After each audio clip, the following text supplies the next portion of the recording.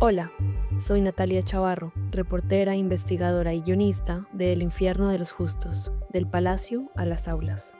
En el aniversario 40 de la masacre del Palacio de Justicia, presentamos esta miniserie de 4 episodios producidos por 070, Revista Gaceta y la Liga contra el Silencio, en la que escuchamos las voces de las personas vinculadas a las facultades de Derecho en 1985, testigos de uno de los eventos más barbáricos de la historia de Colombia. Este es el cuarto y último episodio, las secuelas de la barbarie. Si no han escuchado los anteriores, devuélvanse. Los dejo con el periodista y presentador Santiago Rivas.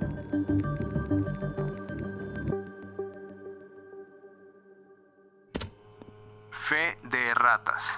En el segundo episodio dijimos que de los 17 guerrilleros que entraron al palacio solo sobrevivió una mujer. Esta afirmación es imprecisa, puesto que al menos se sabe de 2 guerrilleras que salieron vivas: Clara Elena Enciso, alias La Mona, e Irma Franco, desaparecida el 7 de noviembre. En 1982, Elvia Sáenz, hoy coordinadora de proyectos en la Organización de Derechos Humanos de Justicia, empezó a estudiar Derecho en el externado. Desde el inicio de su carrera fue muy crítica sobre la toma de decisiones en la universidad. Las clases, por ejemplo, le parecían impersonales. El externado tiene una estructura como académica muy rígida, de clases fijas en unos horarios fijos. Uno pertenece a un salón específico. Son clases magistrales de grupos gigantes de 100 y pico de personas en las que prácticamente no hay contacto con los profesores. También consideraba que la universidad tenía una obsesión por el cuidado de sus jardines, pero no aprovechaba sus recursos en la promoción de actividades culturales. Pero sobre todo creía que el entonces rector Fernando Inestrosa tenía un poder excesivo en la universidad. Para 1985, el último año de carrera de Elvia, Inestrosa llevaba 22 de los 49 años que ejercería como rector. Antes de su mandato, su padre había ocupado el mismo cargo por 30 años. Como era una universidad tan dominada por una sola persona, yo siento después en perspectiva que tampoco es que hubiera tanto espacio para tanto disenso. Permitían un poquito de disenso mientras estuviéramos organizaditos. El que se apartaba mucho de ese rancho no tenía cabida. Yo creo que era muy liberal, pero con unos límites bien estrechos de lo que se podía hacer y no hacer, o decir y no decir. Sin embargo, según recuerda, los estudiantes hablaban continuamente sobre política en los pasillos y había ambientes en la universidad donde las conversaciones sobre actualidad y cultura se daban con mayor facilidad. El Departamento de Humanidades, que dirigía el también magistrado de la Corte Suprema de Justicia Carlos Medellín, era uno de ellos. Allí trabajaban profesores de distintas facultades de ciencias sociales. Era como un lugar de compartir, como muy rico. Y yo creo que el doctor Medellín había como favorecido ese espacio de intercambio que no era así en el resto de los departamentos de derecho. Elvia, que había sido alumna de Medellín, también era amiga de uno de sus hijos. Por eso, cuando sucedió la toma y la retoma del Palacio de Justicia, se sintió especialmente afectada por la muerte del magistrado. Pues era un señor muy amoroso, muy amable, lleno como de intereses distintos. Y para mí era como una visión del derecho, como una que me hubiera gustado más que la que me ofrecía el estándar de la universidad. Cuando asistió a la facultad en los días siguientes a la toma, le sorprendió que la universidad no hubiera adoptado una postura clara y contundente frente a los hechos ocurridos en el palacio.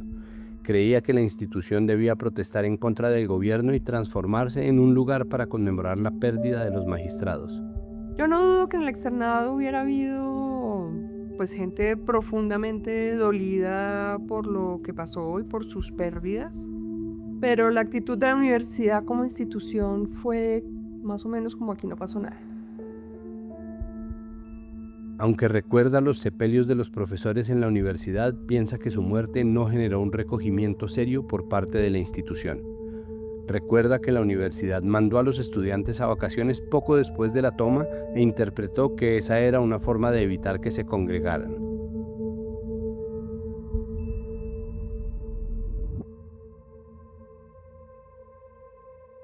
La estocada final llegó en enero del siguiente año, 2 meses después del asalto al palacio, cuando visitó junto a sus compañeros el Departamento de Humanidades para compartir el dolor de la muerte de Medellín con los profesores del departamento. Habían puesto un muro en la escalera que subía a la oficina y habían despedido a todos los profesores. Pues era como muy equivocado, era todo lo contrario de honrarlo, tapiar su departamento de humanidades en vez de pues ensalzarlo. Lo borraron y lo desaparecieron físicamente. Y eso fue una cosa muy dolorosa y muy horrible como experiencia, digamos, de estudiante. Los entonces profesores de El Externado, Emilsen González y Ramiro Bejarano, no recuerdan que esto hubiera sucedido, pero sí recuerdan que varios profesores del departamento renunciaron luego de la muerte de Medellín. Sin embargo, para Elvia el suceso significó una profunda decepción que se sumaba a sus anteriores frustraciones sobre la enseñanza jurídica en el externado. Yo iba y lloraba desde que entraba de la pura rabia contra la universidad porque yo sentía que no comprendían mi dolor, que no respetaban ese dolor que han debido como honrar.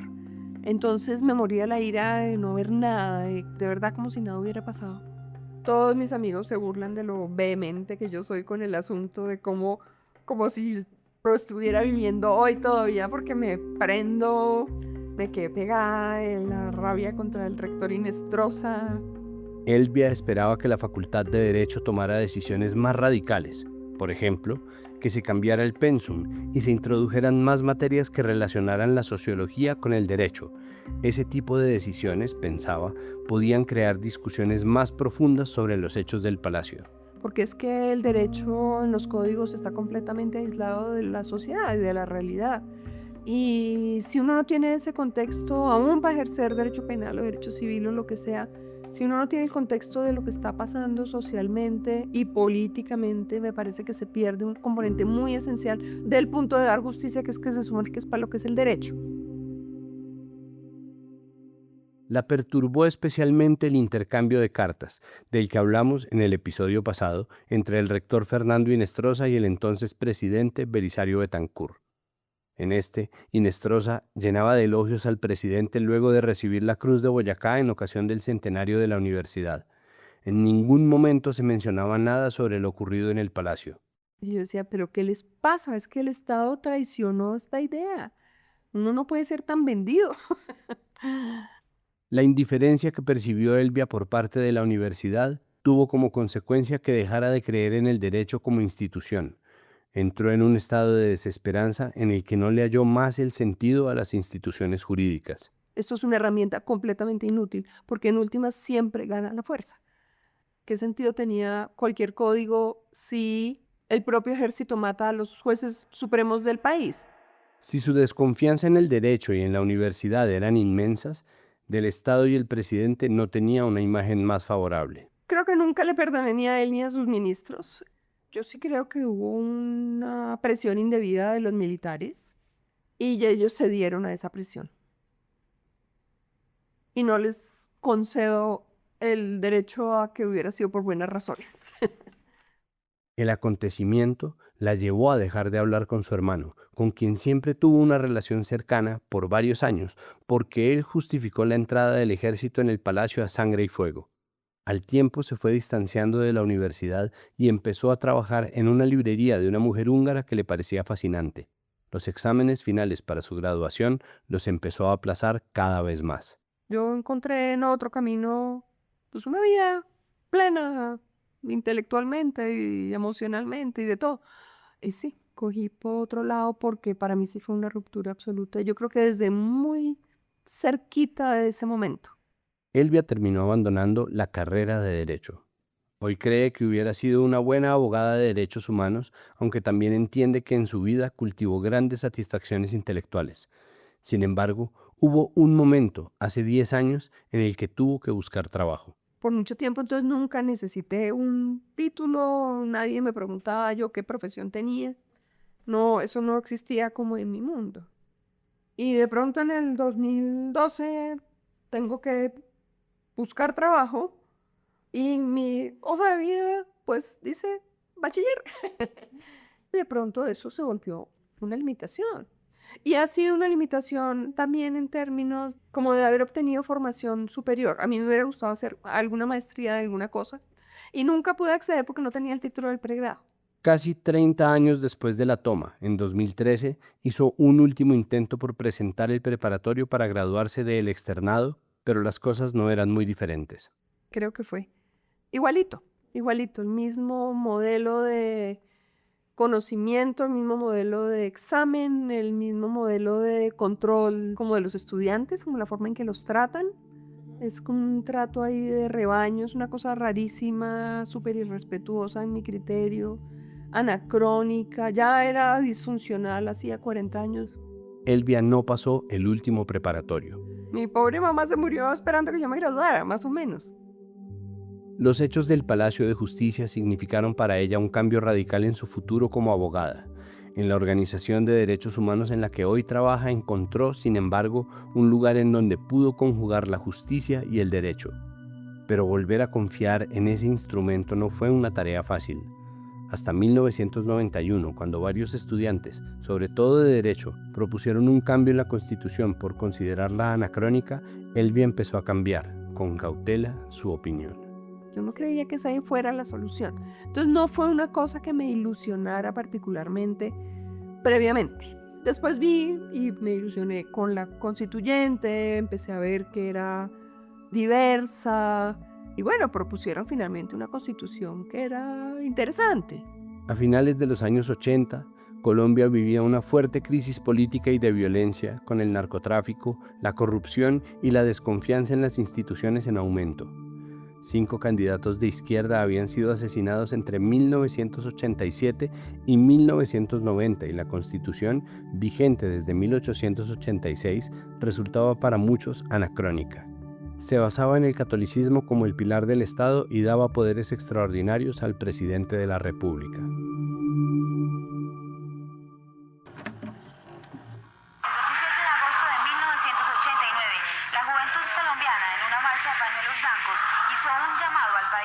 Para derrotar la violencia con una gran reforma política. El presidente le dio vida jurídica a la idea de miles de estudiantes de convocar una constituyente que acelere el cambio político en Colombia. Se trata de un voto común y corriente que principalmente busca que los ciudadanos colombianos digan sí a la convocatoria de una asamblea constituyente. El voto por asamblea es el voto por Colombia. Impulsados por el asesinato de Luis Carlos Galán en 1989, el candidato más opcionado para ser presidente, los estudiantes de colegios y universidades públicas y privadas propusieron pensar en una nueva forma de democracia. Los ciudadanos votaban normalmente en 6 papeletas. A los estudiantes se les ocurrió entonces incluir una 7ª papeleta, que publicaron en periódicos nacionales para que las personas recortaran y llevaran como voto simbólico a las elecciones legislativas. El mensaje rezaba: voto por una asamblea constituyente convocada por el pueblo. Entre los líderes del movimiento se encontraban el exministro de Justicia Fernando Carrillo, la exdecana de los Andes Catalina Botero y la exalcaldesa de Bogotá Claudia López, quienes se reunieron con miles de estudiantes en asambleas, marchas y actos pacíficos para promover el movimiento. La popularidad de la 7ª papeleta llevó a que el entonces presidente César Gaviria convocara a una Asamblea Nacional Constituyente que ganó por voto popular con una aprobación del 95%. En ella participaron estudiantes de Derecho, guerrilleros del M-19 que dejaron las armas en marzo de 1990, políticos liberales y conservadores y distintos sectores de la sociedad. En 1991 se promulgó una nueva constitución que fortaleció los derechos humanos, la participación ciudadana y la separación de poderes, lo que marcó un hito en la democracia colombiana.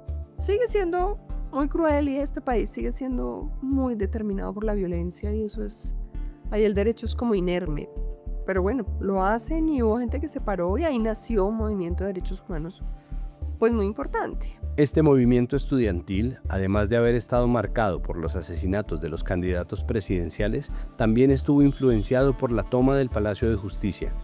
Varios estudiantes que protestaron en 1985 por la muerte de sus profesores fueron los precursores de uno de los movimientos estudiantiles más importantes de la historia de Colombia. ¡Toda la gente!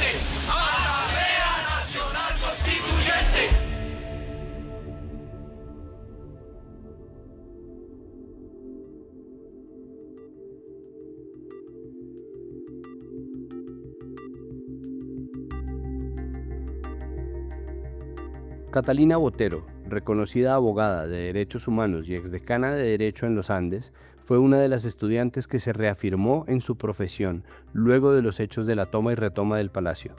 Fue una de las impulsoras más importantes de la séptima papeleta y está convencida de que la muerte de los profesores en esos hechos fue determinante para que los estudiantes decidieran qué tipo de Estado querían tener.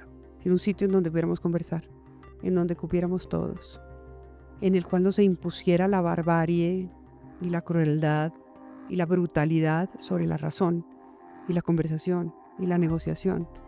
Un sitio en el cual las instituciones fueran respetadas y el derecho jugara un papel importante y se reconociera la diversidad como algo valioso.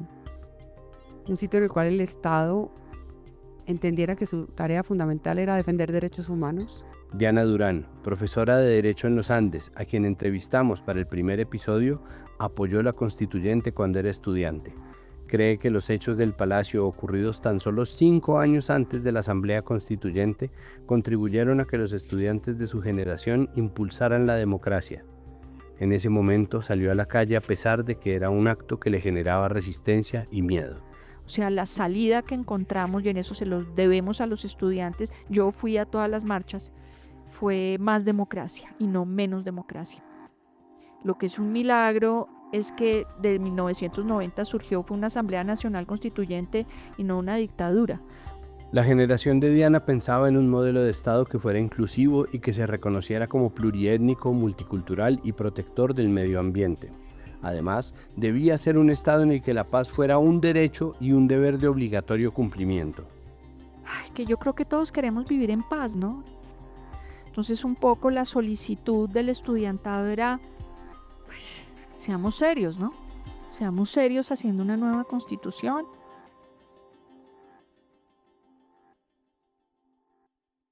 El profesor Jorge Iván Cuervo, del Externado, piensa de forma similar. Cree que haber formado parte de esos estudiantes que reclamaban un cambio constitucional era también una forma de defender las luchas de los profesores y magistrados muertos en el Palacio de Justicia. Y de alguna manera, si yo me hago la pregunta sobre mi historia de vida, sigo siendo profesor del Externado desde 1997. Para eso hay que tener un poco de fe en las instituciones. Y yo, digamos, cuando empiezo a construir mi postal de personas que me motivan en la vida, además, digamos, de las personas cercanas a uno en la familia, o de los autores que a uno le gusten, o los músicos, artistas, ¿sí? Uno piensa que esa generación de magistrados fue muy importante. El Palacio y los profesores determinaron en cierta medida la carrera del profesor Cuervo, quien investigó desde la Procuraduría casos graves de violaciones a los derechos humanos y de abuso de poder del ejército y la policía. Dice que la idea de un Estado que respete los derechos humanos viene directamente de la enseñanza de sus profesores. Yo creo que ha habido una cierta coherencia de trabajar en temas y en escribir y en pensar y en tener una voz pública asociada a la defensa del Estado de Derecho, a la defensa de las instituciones, de la justicia, en contra del abuso del poder, en contra de prerrogativas especiales a los militares. Según recuerda, esos profesores que murieron en el Palacio les enseñaron a debatir y a tener su propio criterio, una enseñanza que él imparte hoy a sus estudiantes. Afirma que en el Externado sigue siendo un orgullo y un objetivo ser magistrado de las altas cortes. Quizás en el imaginario está de que los grandes magistrados de esa época eran del Externado. A pesar de que en 1991 Colombia estrenó Constitución y varios estudiantes decidieron apoyar la formación de un Estado más democrático, el trauma de los hechos del Palacio de Justicia perduró en el tiempo. Con el pasar de los años, las tragedias se acumularon al punto de la demencia. Aquí de nuevo la profesora Diana Durán. A mí me tocó la bomba del DAS y a mí me tocó varias bombas, el centro comercial de la 93 y tal, y recuerdo algo como un temor físico de que algo te pueda agredir. Entonces, en mi caso personal, yo quería huir, sensación que he tenido después. Yo pensé, pues yo hoy tengo 60 años, yo pensé que pues eso había pasado y había superado esos temores. Cuando Diana ve una mochila sin dueño en el piso o un Renault 4, como los que explotaban en la época más sangrienta del narcoterrorismo de los 80, dice que pega el brinco. Esa misma sensación la tuvo en febrero de 2024 cuando vio en la televisión que manifestantes con banderas del M-19, afines al gobierno del presidente Gustavo Petro, exmilitante de esa guerrilla, bloquearon el acceso al Palacio de Justicia y presionaron a la Corte para que eligiera una nueva fiscal general. Un grupo de manifestantes asediaron la sede de la Corte bloqueando las entradas. Yo me acuerdo que yo llamé a la decana en pánico, diciéndole, tenemos que hacer algo, tenemos que pronunciarnos.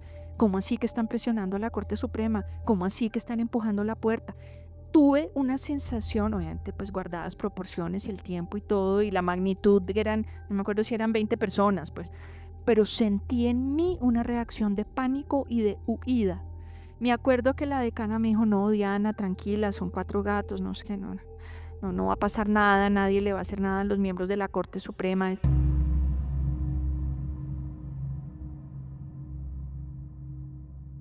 En ese momento, Diana se dio cuenta de que había quedado con algún nivel de trauma, porque su primer sentimiento fue el miedo a que los simpatizantes del M-19 entraran a matar a los magistrados de la Corte Suprema.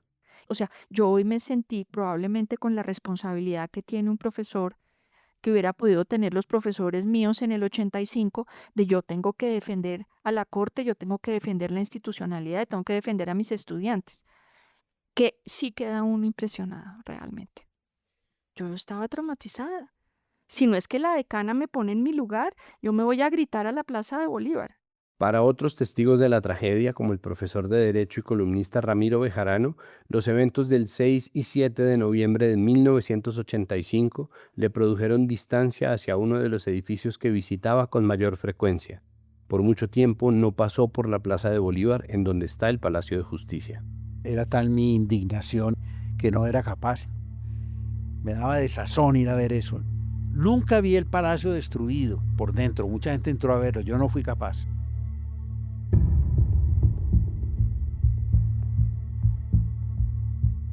A las heridas de los hechos del palacio se suma otra realidad, que la justicia ha obrado con letargo en juzgar a los responsables por la muerte y la desaparición de las víctimas de la toma y la retoma. El coronel Alfonso Plazas Vega, quien dirigió parte del operativo, fue condenado por desaparición forzada, pero la Corte Suprema de Justicia lo absolvió en el año 2015 porque consideró que no había pruebas suficientes en su contra. La Sala de Casación Penal de la Corte Suprema de Justicia informa a la opinión pública que en sentencia de la fecha y por mayoría casó el fallo proferido por la Sala Penal del Tribunal Superior de Bogotá, a través del cual condenó al señor coronel Luis Alfonso Plazas Vega a la pena principal de 30 años de prisión por el delito de desaparición forzada en los ciudadanos Carlos Augusto Rodríguez Vera e Irma Franco Pineda, y en su lugar lo absuelve de tal conducta en las personas mencionadas. Además de la lentitud de la justicia, aún hoy hay desaparecidos. En 2014, 30 años después de los hechos del Palacio, la Corte Interamericana de Derechos Humanos concluyó la responsabilidad del Estado por la desaparición forzada de 11 personas, aunque la totalidad de los desaparecidos no están incluidos en la sentencia. Entre las víctimas se encuentran empleados de la cafetería, visitantes ocasionales, la guerrillera del M-19 Irma Franco y un magistrado auxiliar del Consejo de Estado, Carlos Horacio Urán Rojas, quien además fue objeto de una ejecución extrajudicial. Hubo también entregas equivocadas de cadáveres. Los restos del magistrado Emiro Sandoval, por ejemplo, correspondían a los de 3 personas diferentes. Los verdaderos restos pudieron ser encontrados hasta 2018. A la familia del magistrado auxiliar Julio César Andrade le entregaron los restos de un asistente de la cafetería y sigue desaparecido. Nunca se encontraron los restos del magistrado auxiliar Jorge Alberto Echeverry. Por su parte, Jimena Tapias, la hija del exmagistrado y sobreviviente del Palacio Hernando Tapias, piensa también que a los sobrevivientes del Palacio nunca se les reconoció adecuadamente como víctimas. Pues mi papá murió en noviembre del año pasado. Fueron víctimas, igualmente víctimas que todos los demás. Nemesio, Humberto y mi papá. No hay una foto, no hay una invitación a una misa. Entonces fueron los que murieron, héroes, los que desaparecieron, pues la tragedia más grande del oeste, y los que vivieron las 72 horas y de esos se olvidó todo, que es como una especie de víctima en la sombra. La inconformidad con los actos de memoria también se traslada a la arquitectura. Para Jimena, el nuevo edificio del Palacio que se inauguró en 2004 no produce recogimiento. Es un edificio frío, cerrado, que no evoca ningún símbolo. Ese es un sitio que carece de luz, en todo sentido. Nada, y no he visto nunca jamás a nadie que haya vivido o no haya vivido lo que nosotros nos tocó vivir, que se acerque a ese edificio y le genere la necesidad de mirar su propia alma y por lo tanto el sentido de la existencia.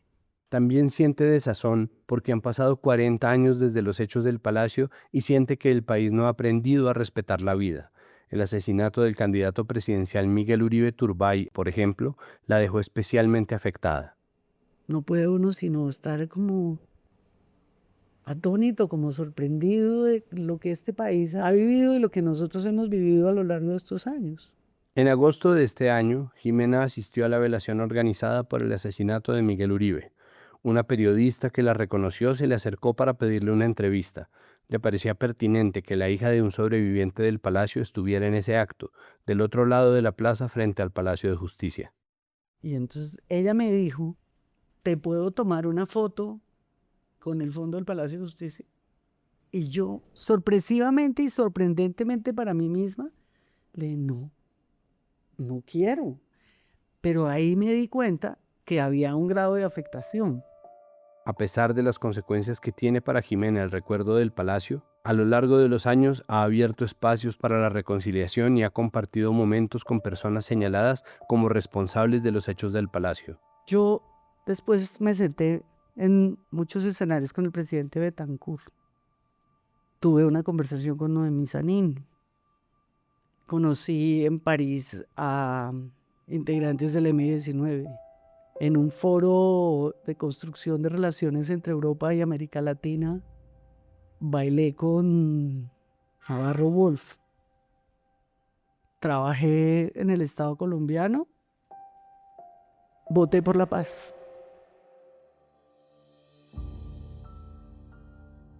Y a su padre, que murió en noviembre de 2024, lo lleva en lo más alto de su memoria.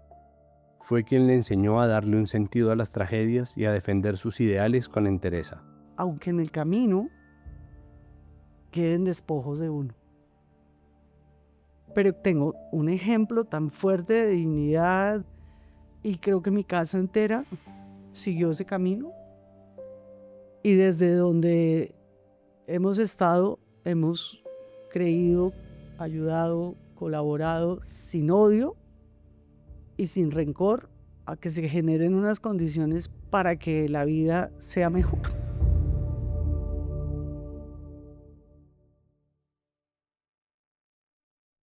Yo estudié mis 5 años aquí en Bogotá y los estudié siempre viendo a los magistrados de la Corte Suprema de Justicia como unas personas sabias e impolutas.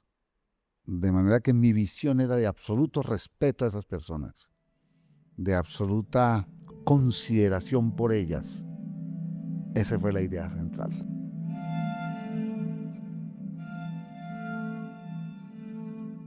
Escuchan a Octavio Augusto Tejero, quien ocupa actualmente el mismo puesto de Alfonso Reyes Echandía, entonces presidente de la Corte Suprema de Justicia, quien murió durante la toma y retoma del Palacio. Es una de las últimas voces que escucharán en esta serie de podcast y la persona encargada de administrar la justicia en el rango judicial más alto. Cuando ocurrieron los hechos del Palacio, estaba trabajando en su práctica como juez en el municipio de San Juanito, Meta. Recuerda haber escuchado la noticia por la radio y pensar 2 veces si su profesión era estimada por las personas o el rol que cumplía en la sociedad valía la pena. El templo de la justicia invadido por la guerra. Eso no es fácil de asimilar.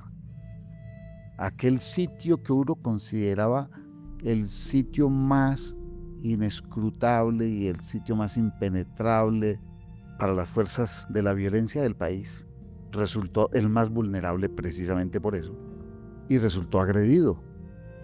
Y para quienes estábamos dentro de la rama judicial, generó una serie de preguntas cuyas respuestas hoy día todavía son difíciles de asimilar. Con todo, no vio más alternativa que continuar con la idea del derecho como un valor y una profesión valiosa para la ciudadanía.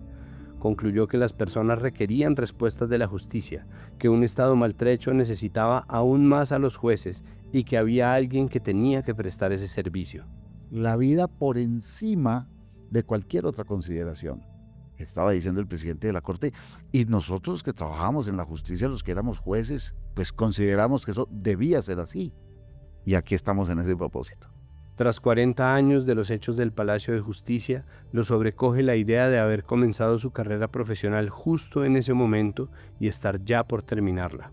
Yo comencé en ese año mi vida profesional como juez de ese municipio, de modo que para mí esta condición es todo un privilegio, porque implica el culmen de toda una carrera profesional, pero además el culmen de toda una visión del mundo y de la vida.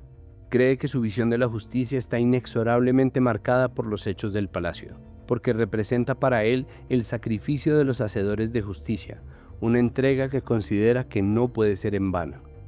Hemos dicho en algunos espacios que este hecho no puede olvidarse porque el olvido sería permitir que pudiera volver a ocurrir. Hay que refrescarlo, hay que rememorarlo, hay que recordarlo con frecuencia para que hechos como este jamás puedan volver a ser vividos por este país. Y eso es lo que hacen la mayoría de los entrevistados para este episodio, quienes fueron estudiantes en el 85 y alumnos de los profesores que murieron en el Templo de la Justicia. Muchos de ellos son hoy profesores de Derecho en distintas universidades y aún recuerdan la vida y obra de sus predecesores.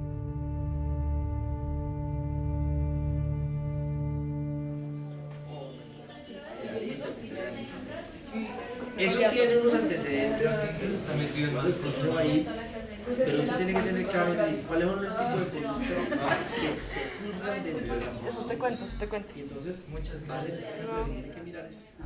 Yo era estudiante de Derecho, de segundo año de Derecho en el año 85, y para decirle, algunos de los profesores que murieron en el Palacio de Justicia eran mis profesores. Los magistrados que murieron en el Palacio de Justicia eran de la Corte Suprema de Justicia y del Consejo de Estado. En esa época no había Corte Constitucional. Yo, por ejemplo, a los estudiantes cada vez que puedo les digo, aquí en Colombia ocurrió una tragedia que fue transmitida en vivo y en directo por los medios de comunicación y nadie se dio cuenta mientras eso ocurría. Cuando uno también es profesor, ¿sí? Y dice, bueno, ¿yo en quién me inspiro? Varios profesores que me dieron clase están presentes, pero de Reyes Echandía siempre recuerdo como unas cosas, y era, siempre llegaba puntual, ¿sí? Segundo, siempre se iba puntual, muy riguroso en el manejo de los conceptos.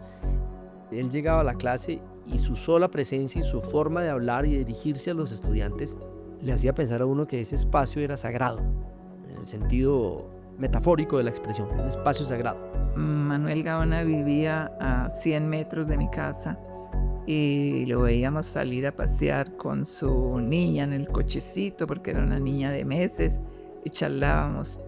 Muy inteligente y todo, pero además hablaba fuerte, cantaba, era muy buen orador, muy bien, joven. También recuerdo al doctor Carlos Medellín, que era un hombre bondadoso. Yo creo que los estudiantes, cuando hubo toda esa tragedia, sintieron mucho la ausencia del doctor Medellín. Esto le hizo a usted cuestionarse un poco sobre el derecho y lo que significaba el derecho y las instituciones jurídicas. No, reafirmarme más.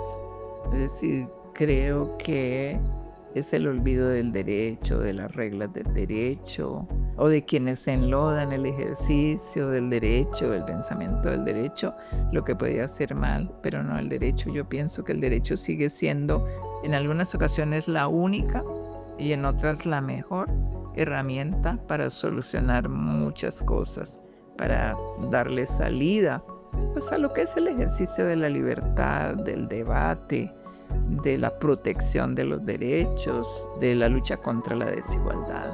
No es suficiente, pero es muy importante. Todos deberían estudiar derecho un tiempo, por lo que le decía al principio, porque es finalmente la búsqueda de la armonía. Y eso a mí no me lo quitaron. No, eso no me lo quitaron. Que me parece importante que las nuevas generaciones se enteren de esto. Eso mantenerlo en el olvido es una desgracia. Esto hay que saberlo y es muy bueno que quienes que vivimos ese episodio, se recojan estos testimonios y que la gente joven los pueda ver. Esa es la idea, que se siga contando una historia que parece inacabable, que se logre desentrañar lo oculto y que se escuchen las voces de quienes vivieron una de las mayores tragedias en Colombia hace 40 años. La generación de estudiantes del 85, marcada con hierro por la muerte de sus maestros, cuyas frases y enseñanzas se repiten aún en el salón de clase. En un Estado de Derecho, todo el poder material de las armas ha de estar al servicio del más humilde de sus jueces.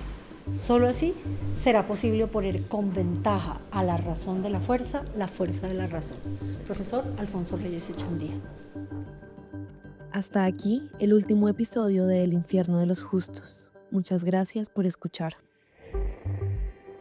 Si les gustó este podcast, les invitamos a conocer la instalación sonora que hicimos como parte de esta investigación y llamamos Y las aulas quedaron vacías. Podrán encontrarla en la nueva sala 6 y 7 de noviembre del Museo de la Independencia Casa del Florero en Bogotá. Esta sala, inaugurada este año en ocasión de la conmemoración de los 40 años de la toma del Palacio de Justicia, busca resignificar los espacios del museo usados durante esos días como centro de detención, interrogatorio y tortura. Allí encontrarán un pupitre de la época en la que reposan las voces de varias de las personas que entrevistamos para El Infierno de los Justos. A partir de sus testimonios, hicimos una reconstrucción de cómo se vivieron el 6 y el 7 de noviembre de 1985 desde las aulas de Derecho. Esto hace parte de nuestra apuesta por expandir nuestro periodismo a otros formatos. La próxima semana podrán encontrar un episodio extra con el audio que hace parte de la instalación. Ojalá puedan conocerla.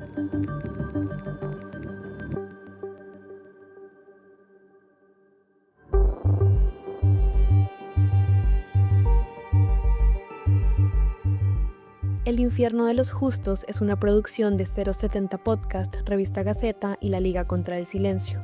La investigación, las entrevistas y la escritura del guión fueron realizadas por mí, Natalia Chavarro.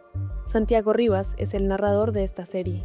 Adelaida Villegas fue asistente de material de archivo. El diseño de sonido es de Giancarlo Vega. La edición del guión estuvo a cargo de Santiago de Narváez y Natalia Guerrero de 070, Natalia Ospina y Janet Valdivieso de la Liga contra el Silencio, y Daniel Montoya de Revista Gaceta. El diseño gráfico de la serie lo hizo Isabela Londoño. La pieza museográfica montada con archivos de esta reportería la pueden encontrar en la colección permanente del Museo de la Independencia Casa del Florero a partir del 6 de noviembre. Su montaje estuvo a cargo de David de Salvador y Natalia Ospina. Agradecimientos especiales a Nelson Larrota, Elia Torres y Natalia León del Archivo del Externado por su generosa colaboración. Hasta la próxima.